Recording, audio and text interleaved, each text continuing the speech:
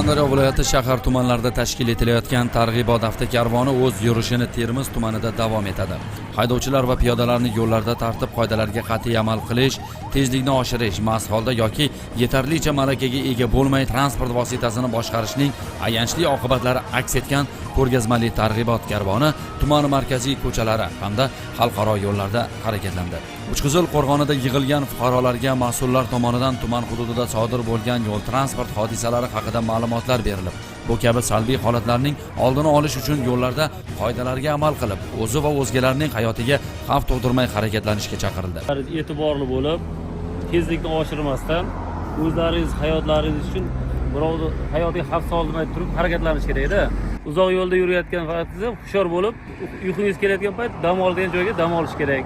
Dam olib, keyin bemalol belgilangan joyga mayli bir kun kech boring, 2 kun kech boring, lekin tinch boring-da o'sha.